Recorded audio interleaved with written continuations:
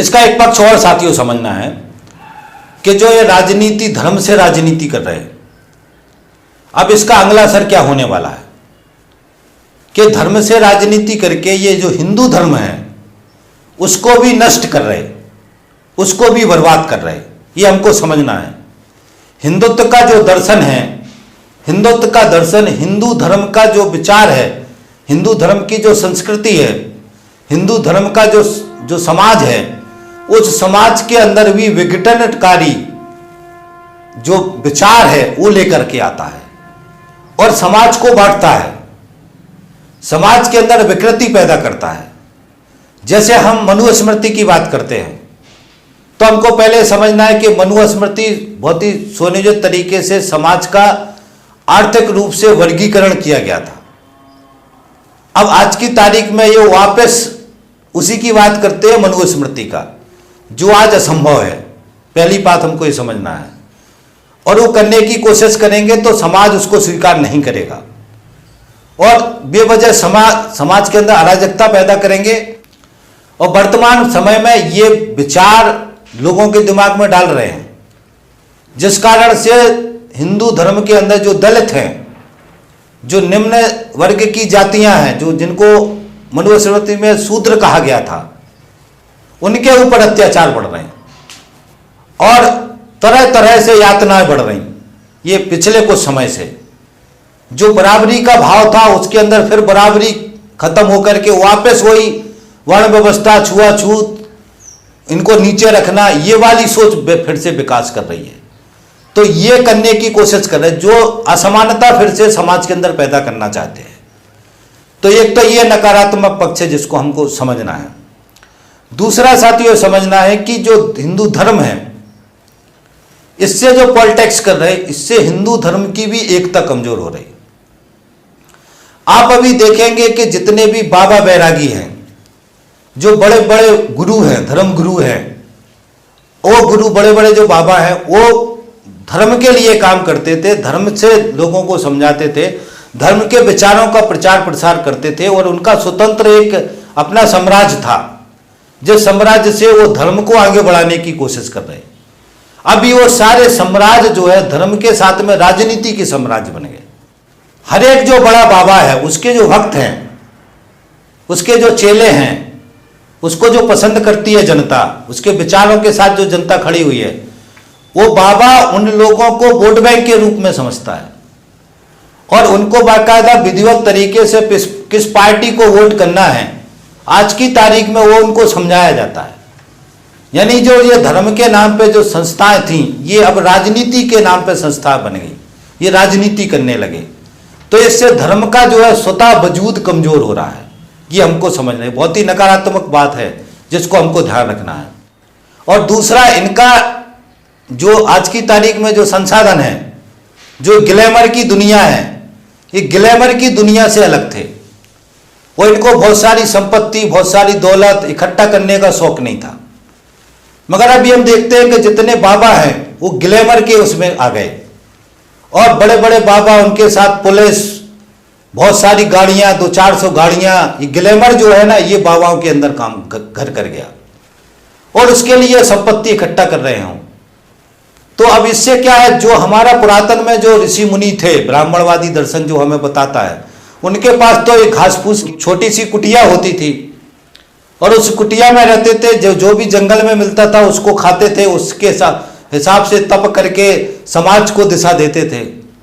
मगर आज की तारीख में जो राजनीति का इन्वॉल्व होने के बाद से ये ग्लैमर जो है, ग्लैमर का दुनिया ये बाबाओं के भीतर घुस गया, जिससे इनकी नैतिकता खत्म हो गई, अनैतिक हो गए। अब उनको जलवा चाहिए। हर बाबा है जिसको पुलिस चाहिए, जेट प्लस की सिक्योरिटी चाहिए, आगे पीछे पुलिस वाले घूमना चाहिए। तो ये जो ग्लैमर है, ग्लैमर ने इस धर्म को बहुत बड़ा नुकसान किया। इस धर्म का जो असल अस्तित्व था, वो अस्तित्व इस ग्लैमर ने जो है खराब किया। ये हमको समझना है।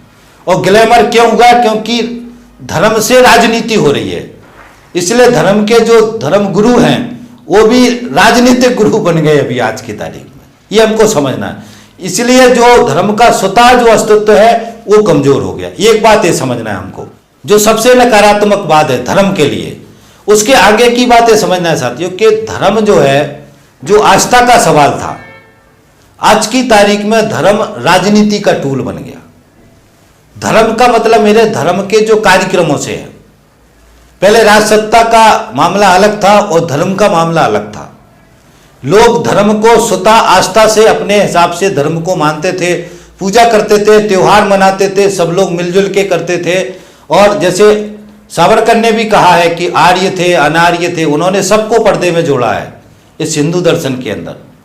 मगर हमें पाते हैं कि जो उन्होंने दुश्मन तो बना दिए।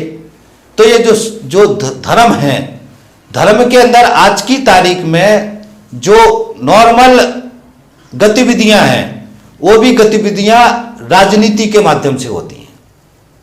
चाहे आज की तारीख में किसी मोहल्ले में यदि भागवत कथा हो रही है, तो आप समझ लेना कि वो व्यक्ति जो कथा करवा रहा है वो या तो चुनाव लड़ना चाहता है या अपने चेहरा को बड़ा करना चाहता है। उसका मकसद धर्म नहीं है, उसका मकसद राजनीति है। ये हमको समझना है।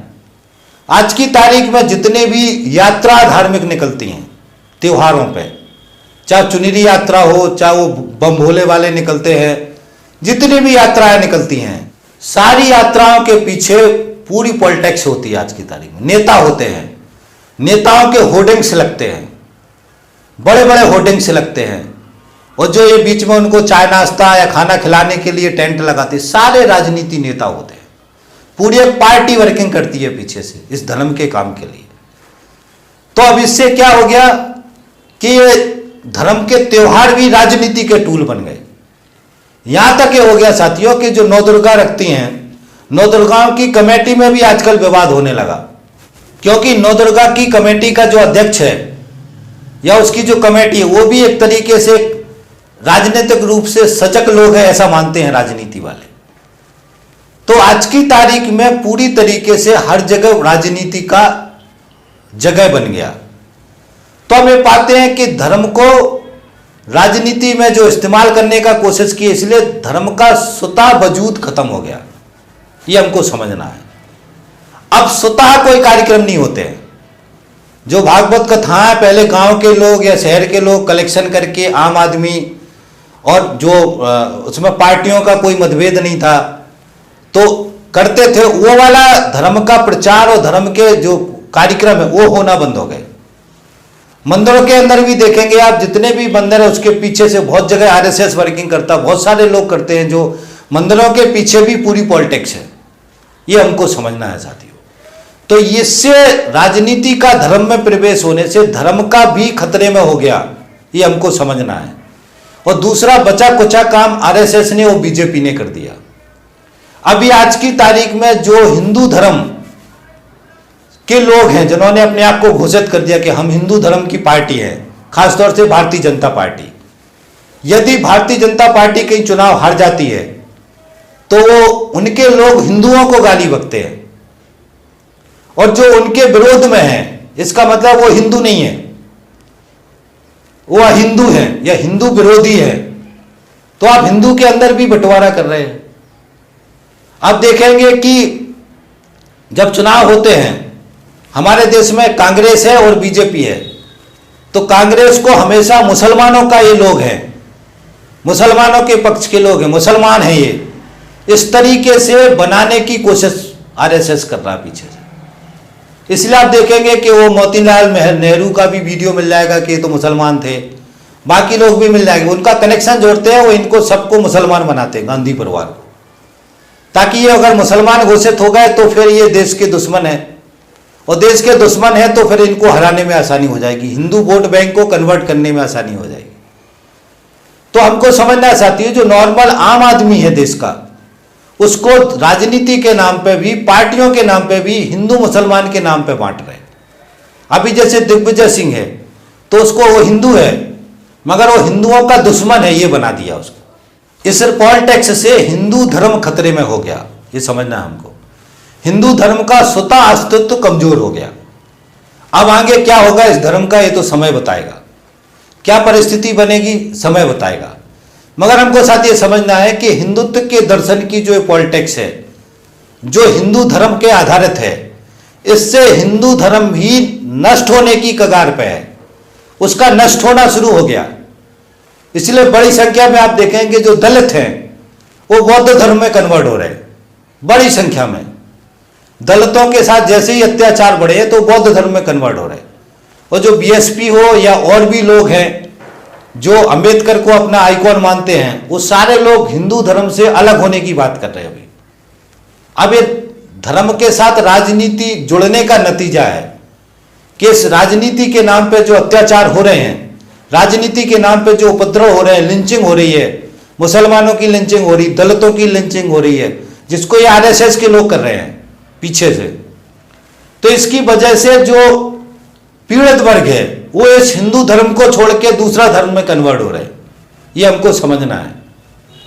तो ये साथियों बहुत ही दुखद बात है जिसको हमको समझने की जरूरत है। इसमें एक तथ्य और समझना है साथियों, यदि हम आरएसएस के हिंदुत्व के दर्शन को मान लें थोड़ी देर के लिए, कि हमने ये मान लें कि देश के अंदर लोगों ने पूरा हिंदुत्व के दर्शन को मान लिया, हिंदू धर्म की राजनीति को मान लिया, तो आज की तारीख में जो अल्पसंख्यक है ये तभी अब सही तरीके से लागू हो पाएगा जब अल्पसंख्यक भी धर्म को कन्वर्ट करें।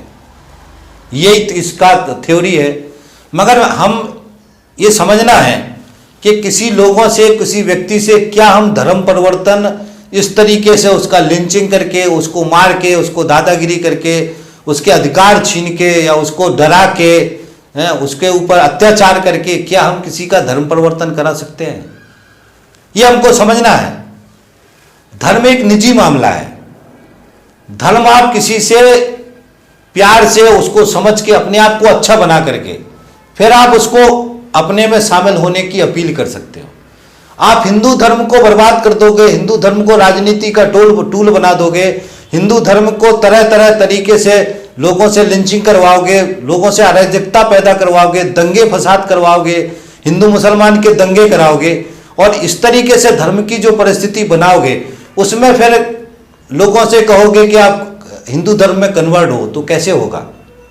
ये कभी नहीं होगा। ये हमको समझना है। जो मुसलमान में है और ईसाई में बड़ी संख्या में ये वही लोग हैं जो हमारे देश के हिंदू थे पहले, ये सच है। मगर इनको कन्वर्ट कराना है हिंदू धर्म के अंदर, तो ये कन्वर्ट वैसे नहीं हो सकता है जैसे आज की तारीख में राजनीति करके कराना चाहते हैं। और राजनीति से जो लब जिहाद का माहौल बनाते हैं, दूसरे माहौल बनाते हैं, ये सारे माहौल राजनीतिक रोटियां सेकने के लिए बनाए जा रहे हैं। इसलिए इससे धर्म का कोई रास्ता निकले उसकी बात नहीं हो रही। अभी वो अब कानून बनाने की बात करने, राजनीति का टूल आरएसएस के हाथ में आ गया, तो उस राजनीति के टूल से धर्म का जो है बढ़ाने की कोशिश कर रहे हैं। तो राजनीति से धर्म नहीं बढ़ेगा कभी भी। धर्म अपना स्वतंत्र आधार से ही बढ़ेगा, ये हमको समझना है। अब ये हमले हो रहे हैं, अब लोगों को टारगेट कर रहे हैं, जो कोई बात कर रहा है उसको देशद्रोही, देश का दुश्मन बना दे रहे हैं। मुसलमानों को टारगेट किया जा रहा है, ईसाइयों को टारगेट किया जा रहा है, कम्युनिस्टों को टारगेट किया जा रहा है। तो ये जो सब राजनीति का इनके हाथ में आने के बाद ये जो दादागिरी कर रहे हैं, दादागिरी से एकता नहीं बनेगा। अब 370 और 35 जो हटाया है वो क्या समझ के साथ हटाया है? ये चाहे जितना माहौल बना दे, कश्मीर की जनता दिमागी रूप से हमारे देश के साथ नहीं जुड़ पाएगी। उनका कॉन्फिडेंस जो 70 साल में बना था वो तोड़ दिया इन्होंने, खत्म कर दिया। अब आगे क्या होगा पता नहीं। तो हमको साथ ही समझना है इस बात को कि हमेशा धर्म और विचार ये आदमी के दिमाग में स्वतः पॉजिटिव पक्ष से आते हैं, नकारात्मक पक्ष से ये विचार दूर जाते हैं, जिसको हमको साथ ही समझना है। इसलिए इस राजनीति का, हिंदुत्व का दर्शन, हिंदुत्व की राजनीति का जो ये दर्शन है ये बहुत ही नकारात्मक है, ये हमको साथ ही समझना है। इसलिए साथियों अंत में इस बात को समझना अच्छी तरीके से कि जो हिंदुत्व का दर्शन है ये दर्शन हमारे देश के अंदर अराजकता पैदा कर रहा है, हमारे देश को आपस में तोड़ रहा है, ये जो और हिंदू धर्म का स्वतः अस्तित्व भी ये खराब कर रहा है, बर्बाद कर रहा है, जिसको साथी हमको समझना है। और उसके साथ में जो सबसे नकारात्मक पक्ष है जो मैंने पहले बताया कि इस राजनीति से हमारे देश की जो आम जनता है उसके पास जो संसाधन है, संपत्ति है, जो उसके पास पैसे मिलना चाहिए, उसको लूट करके देशी विदेशी पूंजीपतियों के लिए काम करना, ये हमको समझना है। ये पूंजीपतियों का संगठन है, ये अच्छी तरीके से समझ लो। अति दक्षिणपंथी संगठन है। तो आरएसएस और हिंदुत्व की पूरी पॉलिटिक्स जो है वर्तमान में देशी विदेशी पूंजीपतियों के संरक्षण की पॉलिटिक्स है। ये हमको वर्गीय रूप से समझना है। ये आम जनता का दर्शन नहीं, आम जनता को लूटना है, आम जनता को निचोड़ना है और उस पैसे को पूंजीपतियों के खजाने में भरना है, जो पिछले 2014 से अभी तक हम देख चुके हैं। तो नंगे रूप में साफ साफ है कि इनका असल मकसद, इनकी राजनीति का जो असल मकसद है वो देशी विदेशी पूंजीपतियों को देश के ऊपर कब्जा कराना, आम जनता को शोषण करके गुलाम करके उनकी संपत्ति को लूटना। ये जो है इनका आरएसएस का असल मकसद है, जिसको हमको समझना है, जिसके लिए पूरी पॉलिटिक्स हो रही। इसलिए बीजेपी को चंदा कौन देता, पैसे कौन देते? पूंजीपति देते, देशी विदेशी पूंजीपति देते हैं। आरएसएस को पैसा कौन देता? देशी विदेशी पूंजीपति देते हैं। तो यही सारे लोग इनको पालते हैं, इस पूरी राजनीति को पालते हैं।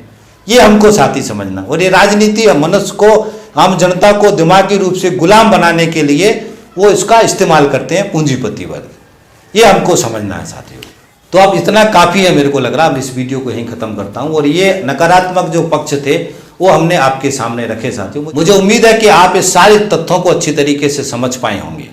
और आपसे अपीलें कर रहा हूँ कि यदि आपने हमारे इस हिंदुत्व के दर्शन के सारे वीडियो सुने तभी आप सब चीज़ें समझ पाएंगे। उसके पहले हमने 3 वीडियो डाले हैं, उसके सीक्वेंस को समझाया है। उसके बाद से 4 वीडियो हिंदुत्व की थ्योरी है, जो उनकी सावरकर की किताब थी हिंदुत्व का दर्शन।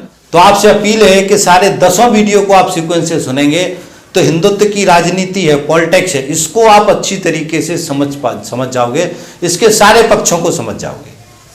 तो अब इस वीडियो को साथी में यहीं ख़त्म करता हूँ और आपसे अपीलें करता हूँ, यदि आपने हमारा चैनल सब्सक्राइब नहीं किया हो तो उसको कर लें, ताकि आप हमारे साथ जुड़ जाएं और साथ में घंटी जरूर दबा दें।